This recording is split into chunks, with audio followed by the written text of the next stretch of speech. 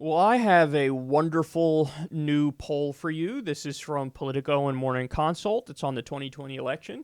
And I hate to say I told you so, except I don't hate to say I told you so, because I told you so. And I am correct. So this shows how some potential Democratic candidates would fare if they ran against Trump today. Well, look at who's number one. Bernie Sanders, 44%. Don't know, 24%. And Trump only gets 32%. Yeah. And this is without even the campaign happening.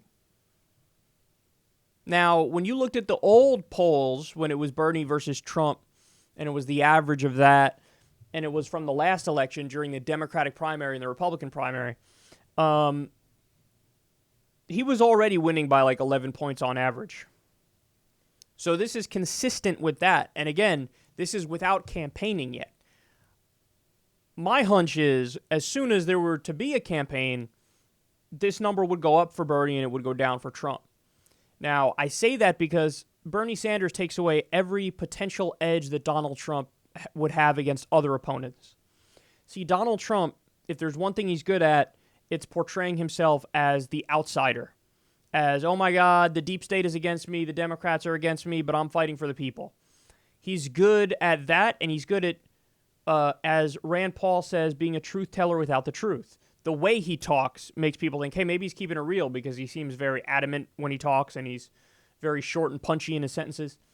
But Bernie Sanders takes away all those potential edges from Donald Trump because nobody could argue that Bernie Sanders is less of an outsider. Bernie Sanders is as big an outsider as there comes in Washington. He's one of the poorest. He is the poorest senator, actually, despite what many idiots on the right will try to have you believe. And he also repeatedly goes after the Democrats and the Republicans. So he makes a point of saying, like, no, you're all kind of fucked up and corrupt, and here are my ideas and what I'm for, and I will stop at nothing to fight for these ideas and fight for the American people. And it comes across as totally authentic. I mean, everything about him, from the fact that he doesn't seem to comb his hair often to the fact that he, he kind of gets angry sometimes when he's asked questions that are stupid. Everything about Bernie Sanders is what Trump tries to portray himself as. Like, oh, yes, I'm this anti-establishment outsider. But you're serving the establishment. And you know who's going to point that out? Bernie Sanders is going to point that out. And then when Trump is backed into a corner, what does he do? He insults. He lashes out. See, the thing is, Bernie's not going to take the bait. You can insult Bernie all day long, but what he's going to do is he's going to basically kind of laugh at you and then redirect and focus on policy again because he's a serious person who actually cares about these issues. So you can call him Crazy Bernie all you want, but he's immediately going to go into his tap dance and talk about Medicare for all and free college and a living wage and all these important issues, and you're going to not know what to do with that because when it was Hillary Clinton, she was trying to play your game and failing at it, whereas Bernie Sanders would just say, I'm not going to play your stupid game. Call me all the names you want. Here's what I'm for, and the American people are going to hear me out, and they're going to like it. So I think these numbers would be even better for Bernie as time goes by, but right now he's already number one. Then we get to second place is former VP Joe Biden. I do think that Joe Biden would beat Trump. Obviously, this backs up that assertion. I think that Joe Biden is also a politician who, even though he's at least partly a corporate Democrat, if not a full corporate Democrat, if there's one thing Joe Biden knows how to do, it's come across as Uncle Joe Biden. So, when he did his debates with Sarah Palin, when he did the debates with Paul Ryan, I mean, like Joe Biden or hate Joe Biden or somewhere in between, he has a command of a stage that's pretty solid compared to a lot of these politicians who are just obviously weird and not. They just come across in a real Weasley way, a lot of politicians. But Joe Biden doesn't. Again, even though I think it's fair to say he's at least half a corporate Democrat, maybe even full corporate Democrat. But yeah, I think that he could take on Trump in a campaign probably better than other Democrats would. And that's not even saying that, he would be great on the issues. I just think that he would be great in knowing how to argue with Trump in a way where he would give off strength. Like, he wouldn't look like he's cowering away or he's overly calculating.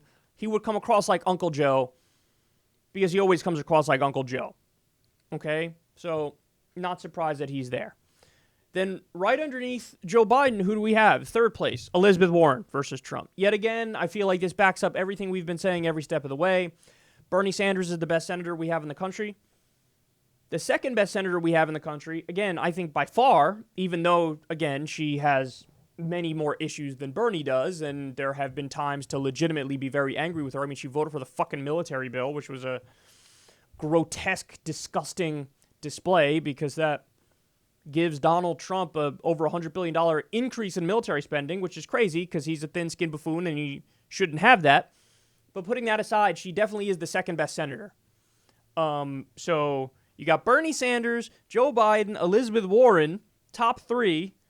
And then, of course, boom, everybody else gets beaten by Trump, at least as of right now. Now, this obviously can't account for what happens after they start campaigning and all that stuff.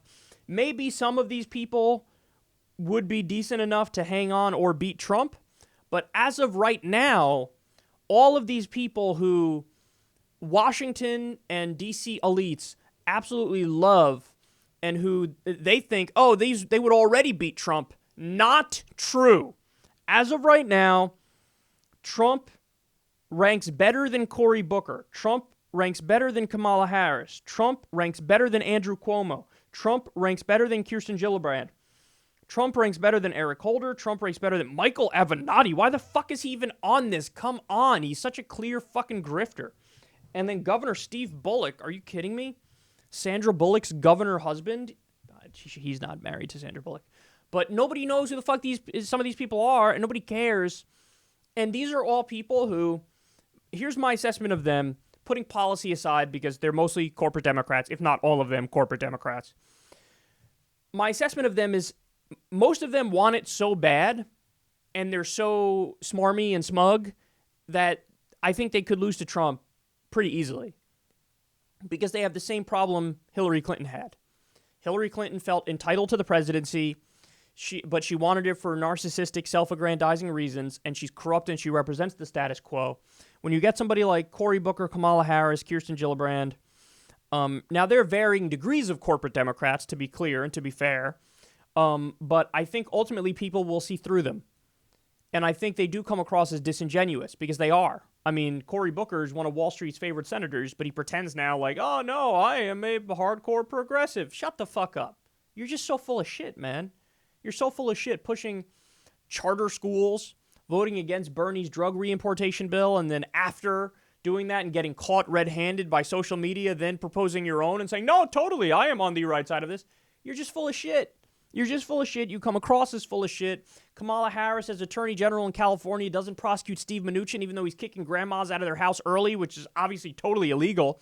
But Kamala Harris, hey, I got campaign contributions from this guy, so hear no evil, see no evil, baby. So they are status quo, establishment, elitist creatures. They're Washington, D.C. creatures, which is why corporate media will prop them up. But Donald Trump actually has a very good chance to beat them in an election, which is scary. So I feel like this poll just backs up everything I've been saying, which is you have to go populist left in order to win.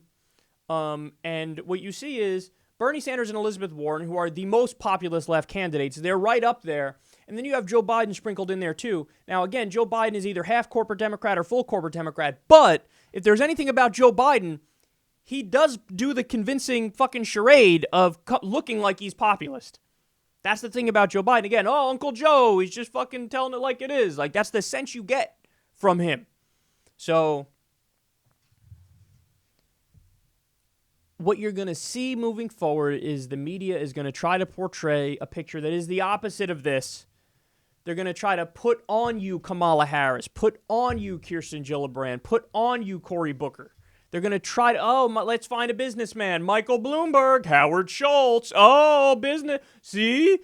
They're moderate. That's what Democrats need to do to win. Be moderate, even though all the evidence says that when they're moderate, they get their ass kicked because they lost 1,000 seats under Nancy Pelosi, Chuck Schumer, and Barack Obama, and Hillary Clinton lost to Donald Trump. But, moderation is always the best way to go. So they're going to try to force these people on you, but as of right now, the default setting is the exact setting that I told you it would be. Bernie Sanders, most liked politician in the country. Elizabeth Warren right up there. They sprinkled in Joe Biden, who does a convincing charade. So populist left is the way to go. And keep our eye on the prize and keep fighting for the right candidates, because we don't want to find ourselves in a situation that's the same situation we were in 2016, where corporate Democrats are smugly thinking Trump will easily be defeated by our wonderful candidate, Cory Booker. And then Democrats lose, which is certainly possible.